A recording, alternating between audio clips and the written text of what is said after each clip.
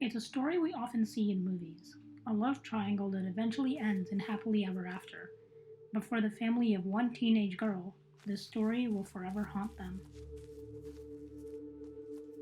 The only child to Charles, who was a cab driver, and Gay Ludeman, who was a nurse, Sarah was pretty and hardworking, but she never really caught the attention of boys. She had low self esteem issues because of the constant teasing due to her being slightly overweight. By the time she was in high school, her parents were ecstatic that she seemed to have her life on track, and that she was studying to become a veterinarian.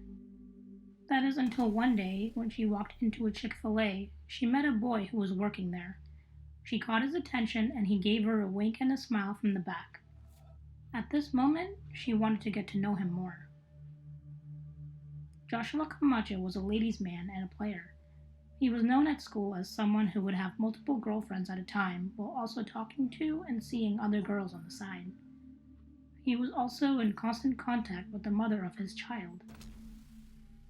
Despite all this, Sarah was floored with him.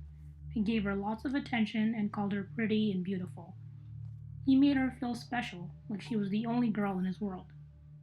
Sarah would eventually fall in love with this man. However, Charles and Gay didn't like Josh because he was known to get around, he was self-centered and egotistical. But the love of their daughter made them patient, and they allowed the relationship to continue, hoping that this was high school love and things would eventually end. But things escalated, leading Sarah to abandon what she was working for. She transferred schools and started attending Pinellas Park High School to be closer to Josh.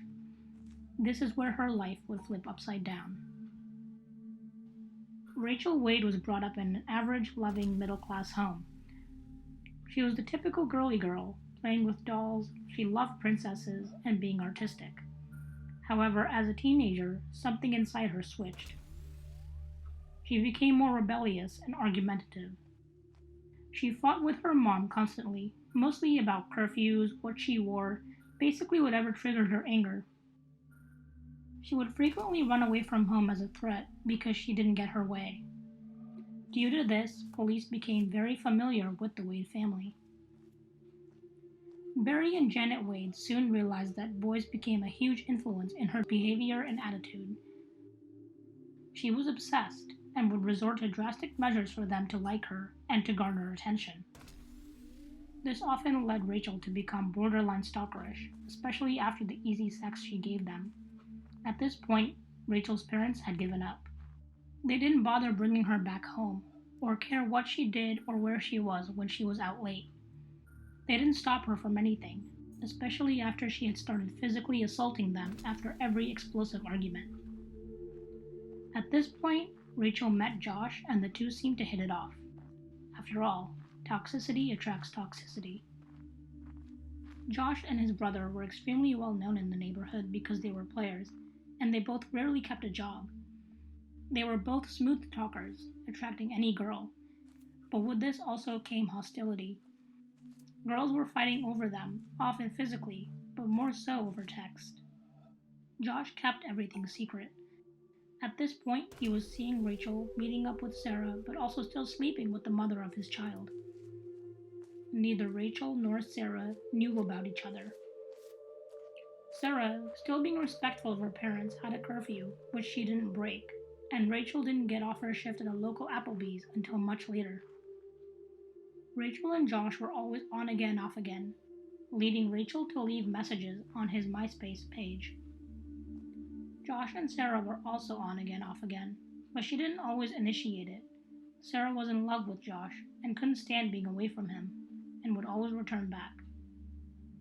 Thus started the back and forth between Sarah and Rachel. Every day was a constant showdown between the two girls, often over text, leaving voicemails and empty threats. These fights never became physical, only left each other in tears. In hindsight, Rachel's threats were more violent in nature, insinuating that she will kill Sarah with a knife, or that she would be murdered. Sarah's threats were more meek, stating that she will beat her up to the ground. On April 14, 2009, Sarah found out that Josh was seeing Rachel again and spent that day very upset. It was was the same old routine, but Sarah, being in love, was heartbroken. Opening her socials, she became more visibly upset when she saw posts of Rachel and Josh. In a frenzy, Sarah sent Josh a series of texts with no response. He eventually responded, telling her to meet up with him, and in an instant, Sarah rushed over to him.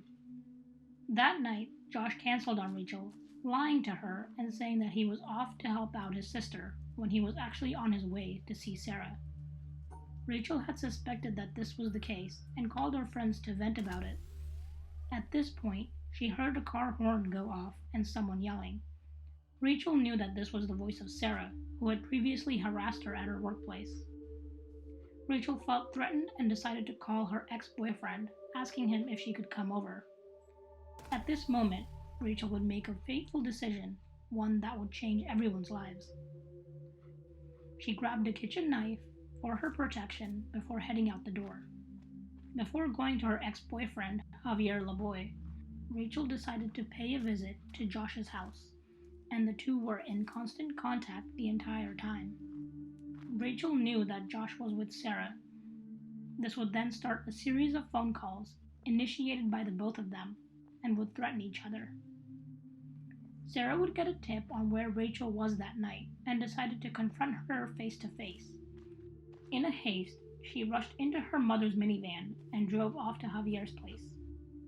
Witnesses stated that the car came around the corner in a screeching halt and would have tipped over if it went any faster. Within seconds, Sarah jumped out of the car and began attacking Rachel, grabbing her hair and punching her. A few moments into the fight, the two girls separated.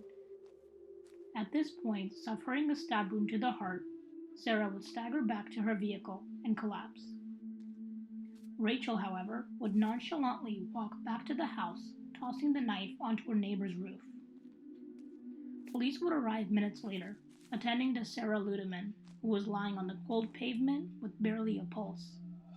Her parents and Josh would arrive at the scene. Seeing the paramedics surrounding his daughter, Sarah's father, Charlie, had confronted Rachel, who looked like she was completely in her own world. Rachel would stay silent during the entire exchange. Sarah was taken to a nearby hospital, where doctors struggled to revive her. At 2:29 a.m. on April 15, 2009, Sarah Ludeman was pronounced dead.